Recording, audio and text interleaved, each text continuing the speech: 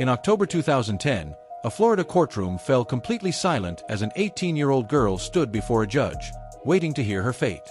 What happened next stunned everyone in the room.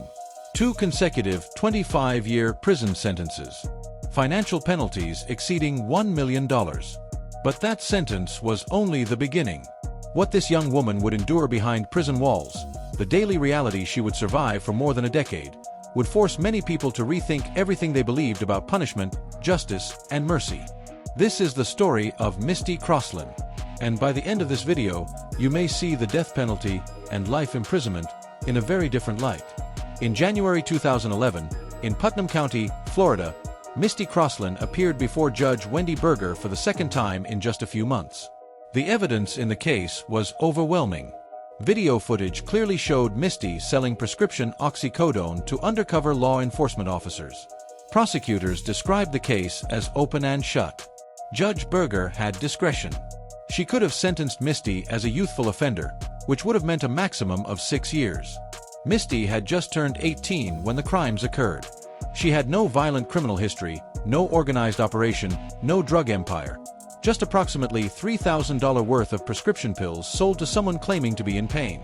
Instead, Judge Berger imposed another 25-year sentence, stacking it on top of the 25 years Misty had already received in neighboring St. Johns County. The fines totaled more than $1.5 million. Legal experts and critics immediately called the sentence excessive. They pointed out that punishments of this magnitude are typically reserved for major drug traffickers, individuals moving millions of dollars in narcotics while operating violent criminal networks. But what most people did not realize is that this case was never really about the drugs. February 9, 2009 was the day everything changed. 5-year-old Haley Cummings disappeared from her father's trailer in Satsuma, Florida. She has never been found.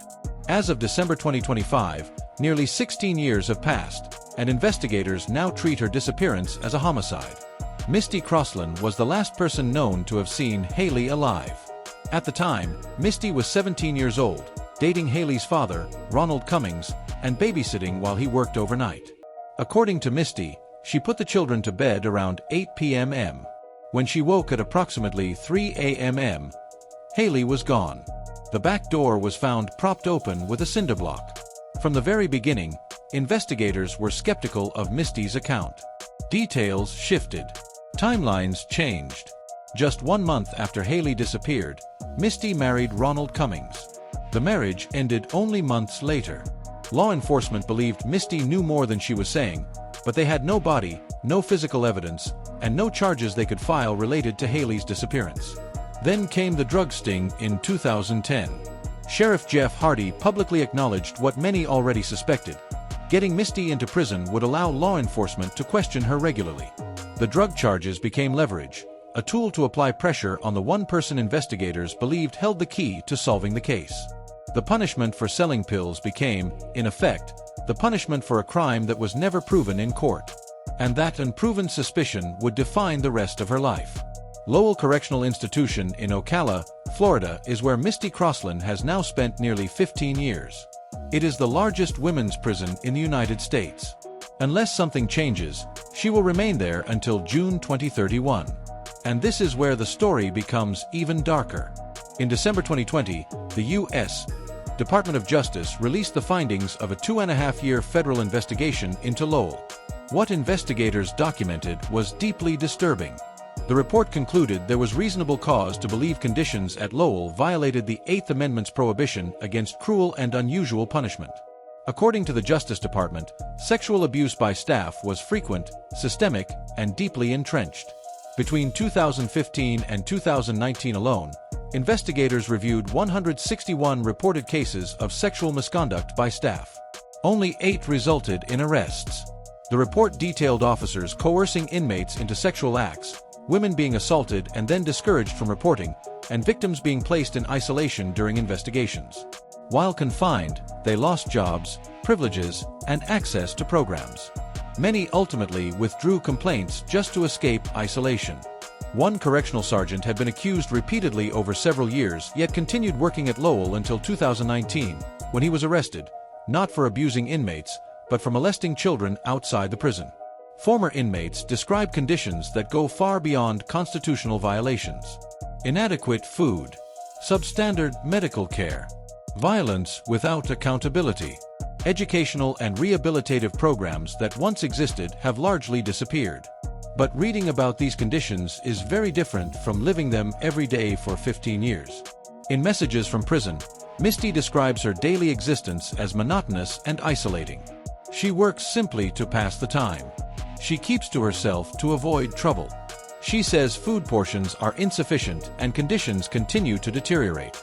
She lost her mother while incarcerated, deepening her sense of isolation. She enrolled in GED classes, studied for months, and prepared to test, only to be removed from the program because she had too much time left on her sentence. Denied education because her sentence was too long. Misty turned 33 in December 2024. She has spent nearly half her life incarcerated. When she is released in 2031, she will be 39 years old. Her entire 20s are gone. Most of her 30s are gone. All of it spent inside a facility federal investigators deemed constitutionally inadequate. Every morning she wakes up in an environment where abuse is documented, where speaking out risks retaliation, where violence occurs with little consequence. And she knows she still has more than 6 years ahead of her, over 2,000 additional days of this existence. This brings us to the central question. Many people believe life imprisonment is more humane than execution. They argue prisoners have hope, appeals, and a chance at redemption. But after understanding Misty's reality, that argument becomes far more complicated. Death row inmates are typically housed separately. Their cases receive constant legal scrutiny. Advocacy groups monitor their treatment. Courts closely examine execution methods for constitutional violations. Organizations like the ACLU fight aggressively on their behalf. Now compare that to Misty's situation. She lives in general population at a prison where federal investigators documented systemic abuse. No major advocacy organizations champion her case. No ongoing appellate protections monitor her daily conditions. No court regularly evaluates whether her environment itself constitutes cruel and unusual punishment. Death row inmates do not wake up wondering whether they will be assaulted that day. They do not spend decades navigating an unstable general population where abuse is routine. They do not endure the slow psychological grinding of years in conditions officially deemed unconstitutional, knowing they still have many years left to survive. A person on death row has a definitive end. Misty does too. 21 years in a place many former inmates describe as hell on earth, assuming she survives it. Misty was 18 when sentenced. Neuroscience tells us the human brain does not fully mature until around age 25. She was legally an adult, but developmentally still a teenager when she received a life-altering punishment for selling prescription pills. Consider what it means to lose your entire youth this way. No education, no career, no relationships, no opportunity to mature, reflect, and grow. Just years of survival. She could not attend her mother's funeral. She cannot comfort family members. She cannot experience basic freedoms most people never question. And hovering over everything is the unresolved disappearance of Haley Cummings. Misty continues to be questioned. The public continues to suspect her. That weight never leaves. Meanwhile, Ronald Cummings served 12 years for similar drug offenses and was released in October 2022, 10 years less than Misty. 2 months later, he was arrested again. As of December 2025, he remains in jail. In February 2025, 16 years passed since Haley disappeared. A new age progression photo was released showing what she might look like at 21. She would be building a life right now. Her family deserves answers. But Misty was never charged with Haley's disappearance. She was convicted of drug offenses and punished far beyond typical sentencing standards. The question is not whether selling drugs should carry consequences. It is whether using unrelated charges to punish suspected involvement in an unsolved case is justice. And whether condemning someone to decades in a facility where abuse is systemic serves any legitimate purpose. Misty Croslin's case exposes multiple failures: excessive sentencing for non-violent offenses, leveraging incarceration for coercion, horrific conditions in women's prisons, lack of accountability, and treating young offenders like hardened criminals. If Misty was involved in Haley's disappearance, That crime deserves accountability. But coercion through extreme sentencing is not justice. And regardless of guilt or innocence, no one should spend decades in a facility where abuse is documented and ongoing. The death penalty may be controversial, but it has an end. What Misty faces is something else entirely: a slow erosion of dignity and hope stretched across decades. When Misty Croslin walks out of Lowell in 2031, if she makes it, she will be 39 years old, carrying over $1.5 million in fines, 5 years of probation, and a stigma that will never disappear. So ask yourself this: after hearing this story, after learning about documented conditions at Lowell, do you still believe life imprisonment is always more humane than execution? Or does it depend on where that life is spent? Because Misty's experience is not unique.